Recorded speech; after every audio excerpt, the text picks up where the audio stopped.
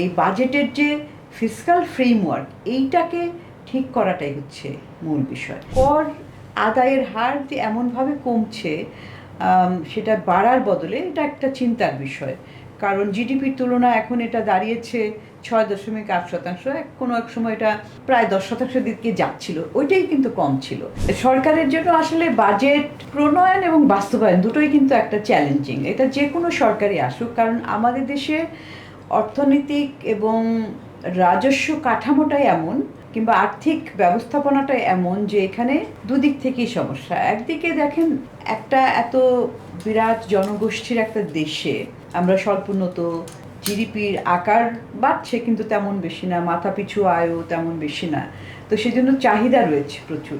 সেজন্য ব্যয় করার জন্য যে সরকারের খাত এবং সেটার পরিমাণ সেটাও কিন্তু বিশাল, যার জন্য দেখা যায় যে প্রতি বছরই বাজেটের আকার বাড়তে থাকে। বিপরীতে এই ব্যয়টা মেটানোর জন্য যে আয়টা, সেখানেও তো ব্যয় করতে হলে আয় তো সংকলন করতে হবে।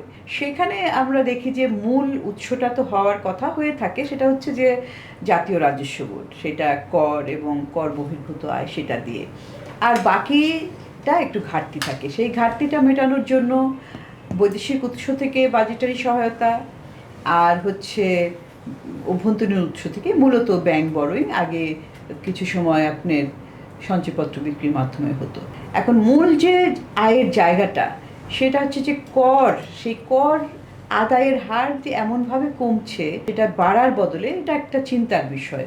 কারণ জিডিপির তুলনায় এখন এটা দাঁড়িয়েছে 6.8%, কোনো এক সময় এটা প্রায় 10%-এর দিকে যাচ্ছিল, ওইটাই কিন্তু কম ছিল।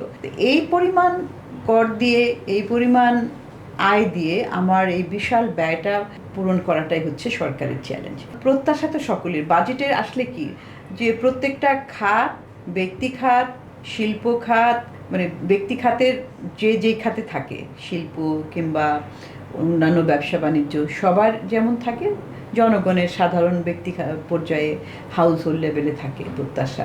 সরকারের চ্যালেঞ্জ হয় যে সবাইকে ডিস্ট্রিবিউটিভ জাস্টিস করাটা, এটাই একটা মূল আসলে বাজেটের দর্শনটা ওইটাই হয়।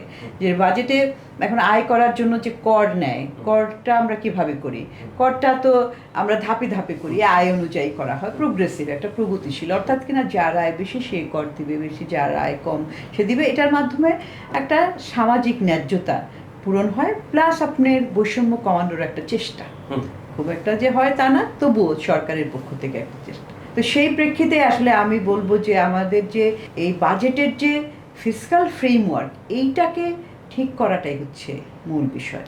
আর তৃতীয় বিষয় যে আমি ধরেন বরাদ্দও দেওয়া হলো, সেটা বাস্তবায়ন কতখানি।